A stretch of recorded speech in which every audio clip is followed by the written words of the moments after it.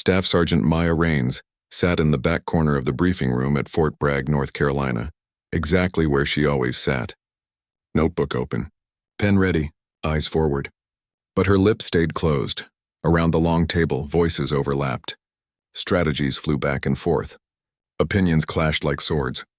The men, and they were mostly men, spoke with confidence that filled every inch of the room.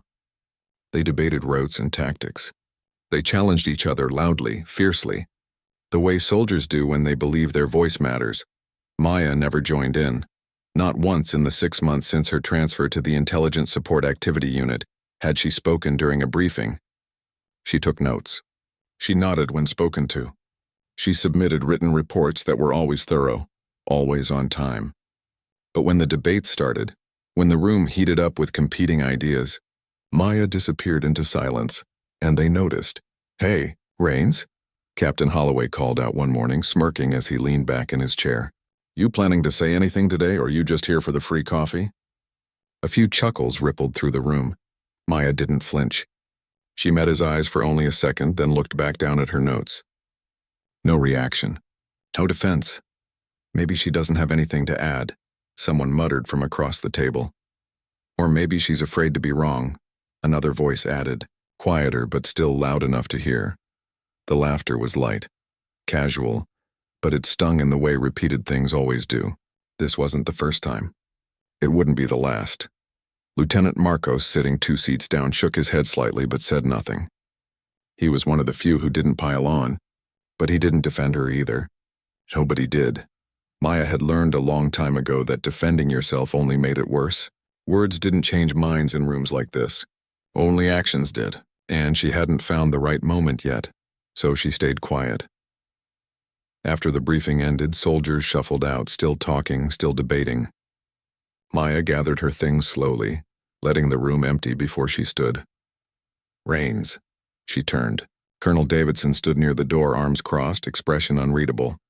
"Sir, you know your stuff," he said. It wasn't quite a compliment. More like an observation. "I read your reports. They're solid, detailed. Better than half the noise I hear in these meetings." Maya nodded. "Thank you, sir. So why don't you speak up?" There it was. The question she'd been asked a dozen different ways by a dozen different people. She could have told him the truth. That she grew up in a house where women were expected to listen, not lead. That her father, a Marine drill instructor, had raised her with discipline and distance. That she learned early on that being right didn't matter if nobody wanted to hear it from you. She could have told him that she'd tried speaking up before, years ago, in a different unit. That her ideas were dismissed until a male colleague repeated them 5 minutes later and got praised for brilliance. She could have told him that silence was safer, cleaner. It kept her out of the crossfire, but she didn't say any of that. "Prefer to be sure before I speak?" "Sir," she said simply. Colonel Davidson studied her for a long moment. Then he nodded. "Fair enough. But at some point, Raines, this team is going to need more than reports. Keep that in mind." "Yes, sir." He left. Maya stood alone in the empty briefing room, the hum of the air conditioning the only sound. She wasn't angry. Anger was loud, and she'd trained herself out of that years ago. But there was something else under her calm exterior. A quiet frustration. A readiness no one had asked for yet. She knew things others didn't. She had skills the unit hadn't tapped into. But until the right moment came, she would wait, because Maya Raines didn't need to prove herself with words. She would prove herself when it mattered. That evening, Maya sat in her small base apartment, a mug of tea cooling on the table beside her. The television played low in the background, some news program she wasn't really watching. On her laptop screen was something else entirely. Pashto verb conjugations. Audio lessons. Flashcards she'd made herself over years of study. Maya had started learning Pashto when she was 19, deployed to Afghanistan as a junior analyst. Most soldiers picked up a few phrases, enough to get by, enough to work with interpreters. But Maya had gone further. She spent her off hours with local women drinking tea, learning the language in its full complexity.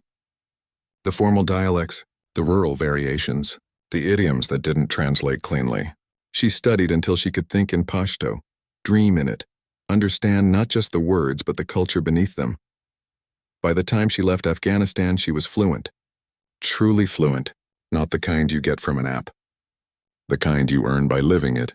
But she'd never put it on her official record, not fully. It was listed as a basic proficiency in her file, tucked between a dozen other skills. No one had ever asked her to prove it. No one had ever needed it enough to care, so it stayed hidden, a tool waiting for the right job.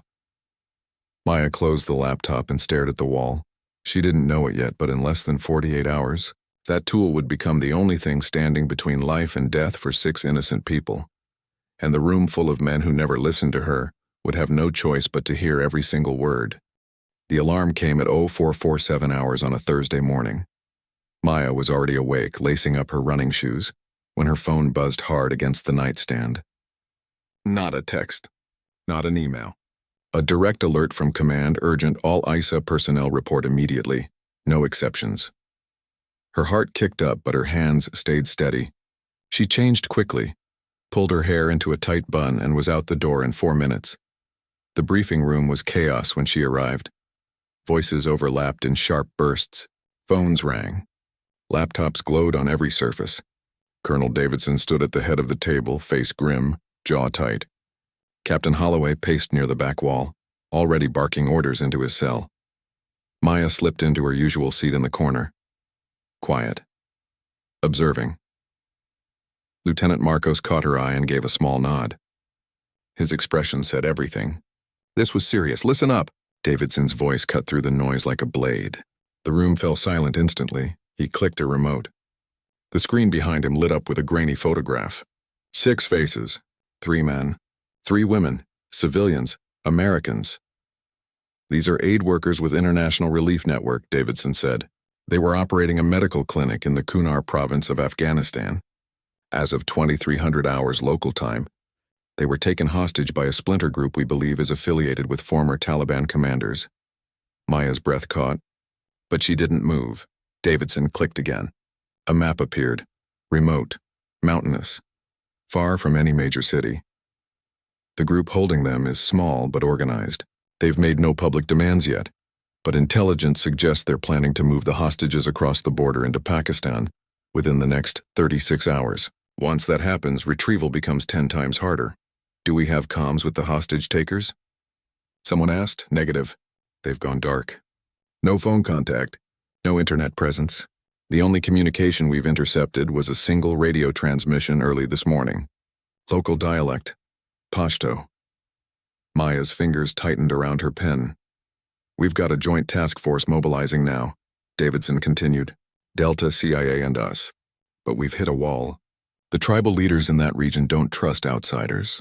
The language barrier is significant, and the group holding these people isn't responding to the usual channels. What about our interpreters? Holloway asked. Already checked. Our 2 Pashto interpreters are both deployed elsewhere. One's in Iraq. The other is on medical leave in Germany.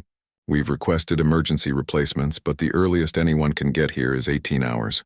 We don't have 18 hours. The room shifted. Tension thickened, so what's the play? Marcos asked. Davidson exhaled slowly. We're working on it. But right now we need someone who understands more than just basic Pashto. We need someone who knows the culture, the nuances. Someone who can navigate a negotiation if it comes to that. NSA's got language specialists, Holloway offered. Already contacted. Nobody available with the clearance level we need and the specific skill set for this region. Silence dropped over the room like a weight. Maya stared at the faces on the screen. A woman in her 50s with kind eyes. A younger man, maybe 30, smiling in his photo. People who had gone to help. People who didn't deserve this. Her pulse hammered in her ears. She knew she should say something. She knew this was the moment.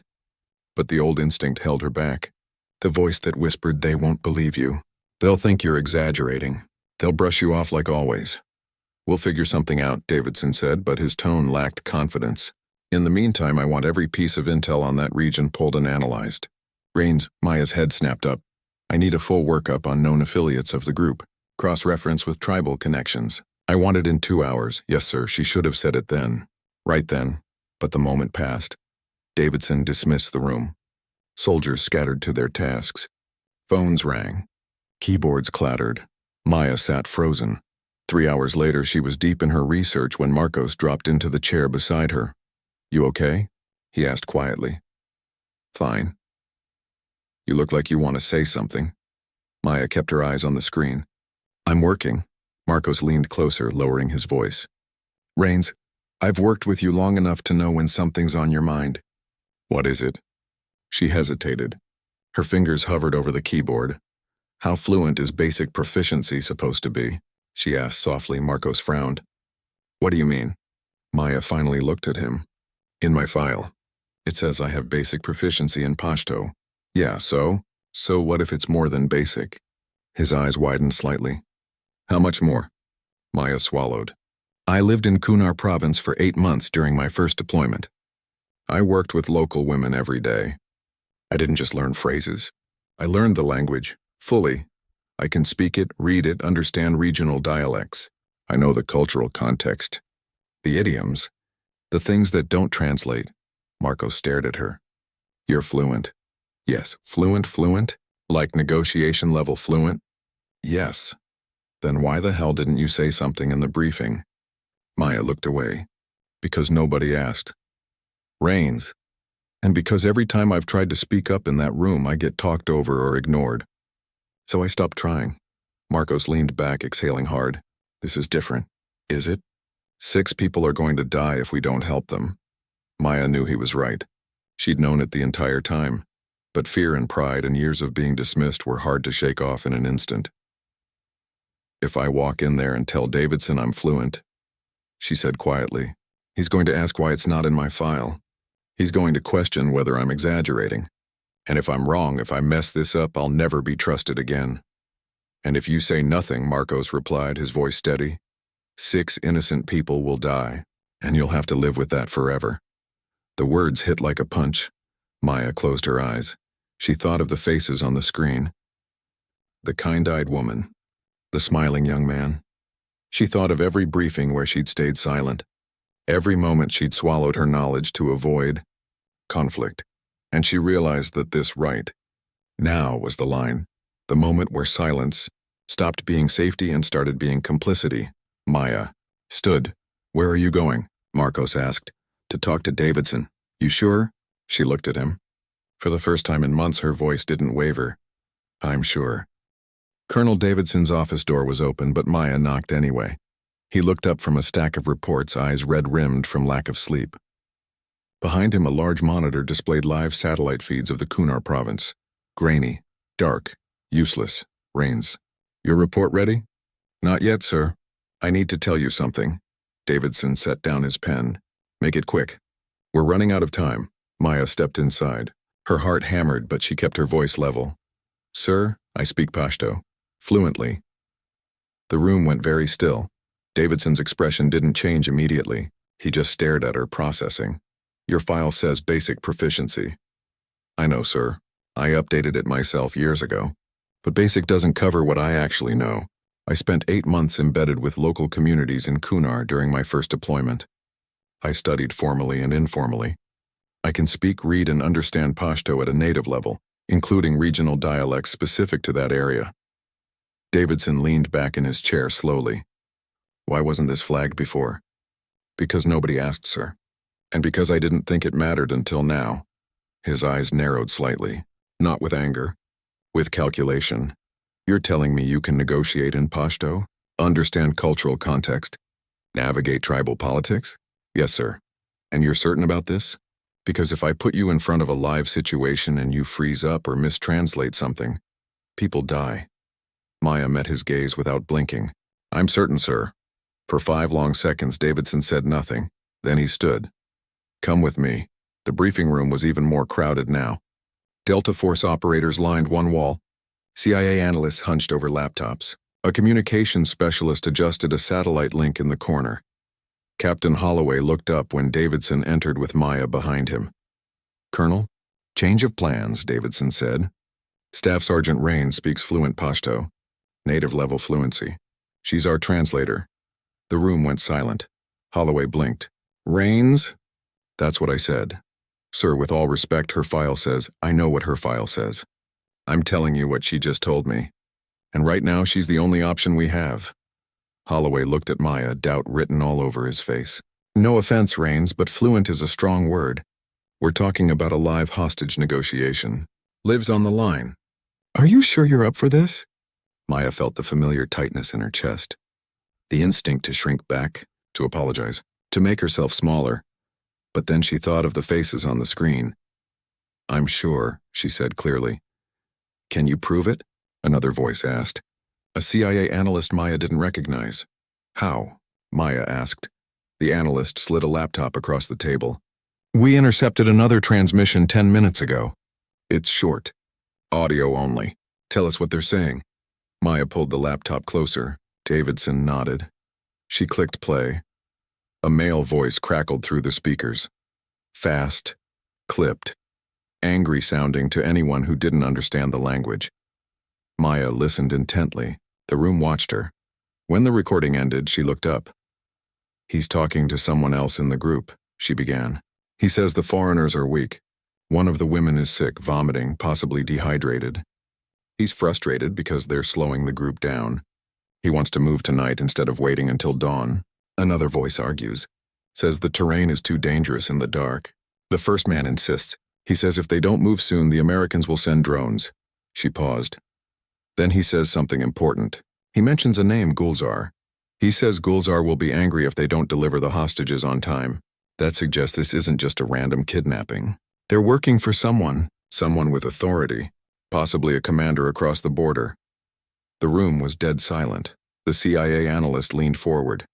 That's exactly what our linguistic AI flagged, but it couldn't identify the cultural context. How did you know Gulzar is a commander? Because of how he said the name, Maya replied. In Pashto, the way you refer to someone indicates their status. The phrasing he used implies respect mixed with fear. That's how you talk about someone who has power over you. Davidson exchanged a look with Holloway. Holloway's doubt was gone. Replaced with something else, respect, maybe a little shame. She's legit, the analyst said. Davidson turned to Maya. How fast can you prep for a negotiation? I'm ready now, sir. Good, because we just got word. The hostage takers are willing to talk. One conversation. Radio only. If we can't make progress, they're moving the hostages tonight and we lose them. Maya's stomach dropped, but she kept her face calm. What do they want? We don't know yet.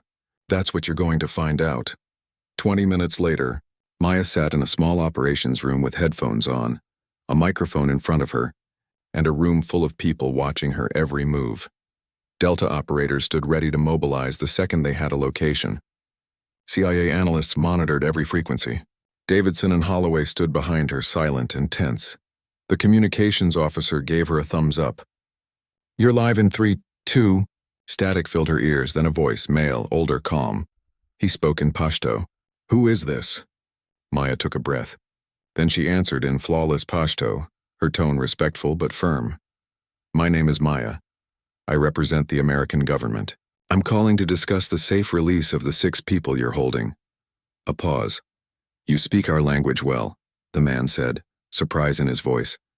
I lived among your people. I respect your culture. I want to find a solution that honors everyone. There is no honor in what your country has done. I'm not here to debate the past, Maya said carefully. I'm here to talk about right now. 6 people who came to help, doctors, teachers, they've done nothing to harm you. They are American. That is enough. They are human. Just like your family. Just like mine. Another pause. Longer this time. What do you offer? The man asked. Maya glanced at Davidson. He nodded. They discussed parameters. Safe passage for you and your men. No pursuit. We can arrange transportation and guarantee you won't be followed. The man laughed bitterly. You think we are fools? The moment we release them, your drones will find us. No drones, Maya said. You have my word. The word of an American means nothing. Maya closed her eyes. She knew this moment would come. The moment where trust had to be built with more than words. She switched tactics. Do you have children? She asked softly. Silence. I'm asking because one of the women you're holding is a grandmother. She has 3 grandchildren. One of them is sick. She came to your country to bring medicine to children like hers. That's all she wanted to do. This is war, the man said, but his voice was quieter now. Then let's end it. Right here. Right now. Let them go. Take the safe passage. Go home to your own family. For a long, terrible moment, there was only static. Then the man spoke again. Gulzar will not allow it. Maya's pulse spiked. There it was, confirmation. Then don't tell him until it's done, she said. You're the one holding them. You make the choice. Not him. If I betray him, he'll kill me. If you stay, the Americans will find you anyway. But if you let them go and take our offer, you can disappear. We'll make sure of it. Another silence. How do I know you'll keep your word? The man finally asked. Maya leaned closer to the microphone. Because I'm speaking to you in your own language. Because I know your culture. And because I give you my word as someone who lived among your people and learned what honor means. The line crackled. I need time to think. You have 1 hour, Maya said. After that, I can't protect you from what happens next. The transmission cut. Maya pulled off the headphones. Her hands were shaking, but she kept them in her lap. The room erupted. That was incredible, the CIA analyst said. She got him talking, Holloway added, disbelief still in his voice. Davidson put a hand on her shoulder. Good work, Rains. But Maya didn't celebrate, because she knew the hardest part was still coming, and she had 1 hour to figure out if her words had been enough. 53 minutes passed like years. Maya sat in the operations room, headphones resting around her neck, eyes locked on the silent radio. Around her, the organized chaos continued. Satellite feeds refreshed every 30 seconds. Delta operators checked their gear for the 10th time. CIA analysts typed furiously, tracking every signal in the region. But Maya barely noticed any of it. Her mind replayed the conversation over and over. Every word, every pause, every shift in the man's tone. Had she said enough? Had she pushed too hard, too soft? You did good, Marcos said quietly, appearing at her side with a bottle of water. She took it but didn't drink. We don't know that yet. You got further than anyone else could have. Further isn't enough. They're either coming home or they're not. Marcos had no answer for that. The clock on the wall ticked past the 1 hour mark. Davidson stood near the door, arms crossed, jaw tight. Holloway paced. Everyone waited. Then, at exactly 62 minutes, the radio crackled to life. Maya's hands shot to the headphones. She pulled them on. I'm here, she said in Pashto, the same voice, but different now. Tired, resigned. I will release them, the man said. Maya's heart nearly stopped. Around the room, people froze. All 6? She asked, keeping her voice steady. Yes, all 6. But I have conditions. Tell me. You will send 1 vehicle, unarmed, no soldiers, no weapons, 1 driver only.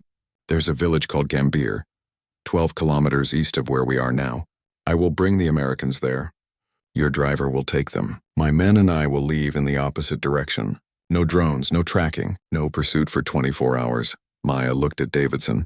He was already nodding, hand signals flying to his team. Agreed, Maya said. When? 1 hour before dawn. 4:30 local time. How do I know you'll keep your word? Maya asked. The man was quiet for a moment. Because I am tired of death, he said simply, and because you spoke to me like a human being. Not many Americans do that. Maya swallowed hard. Thank you, do not thank me. Just keep your promise, I will. The line went dead. Maya pulled off the headphones slowly. Her hands were trembling now, but this time from relief. The room exploded. She did it. Someone shouted, "We've got them!" Delta operators were already moving, coordinating with local assets. The CIA analyst was on 3 phones at once. Holloway stood with his mouth open, stunned. Davidson walked straight to Maya. Outstanding work, Staff Sergeant. Maya stood, her legs unsteady. It's not over yet, sir. We still have to get them out. We will. Thanks to you. 4 hours and 17 minutes later, the call came through. All 6 hostages were safe, dehydrated, exhausted, traumatized, but alive. The grandmother Maya had mentioned was being treated for severe dehydration. The young man had a sprained ankle, but they were talking, crying, holding each other, and they were coming home. The operations room erupted again, but this time Maya let herself feel it. Let the relief wash over her. Let the weight she'd been carrying for the last 6 hours finally lift. Marcos pulled her into a quick hug. You saved them. We all did, Maya said. No, he replied firmly. You did. The formal debrief happened 2 days later. Maya sat at the same briefing table where she'd been silent so many times before. But this time every seat was filled. Delta commanders, CIA leadership, Colonel Davidson at the head, and sitting along the side wall, at Davidson's personal invitation, were the 6 rescued hostages. The grandmother, whose name was Ellen, watched Maya with tears in her eyes. Davidson stood. "This debrief is both operational and personal," he began. "The successful recovery of 6 American hostages from a hostile situation in Afghanistan represents one of this unit's most significant achievements this year. And it happened because of one person's courage, skill, and willingness to step forward when it mattered most." He looked directly at Maya.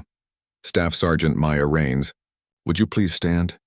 Maya rose, her face calm but her heart pounding.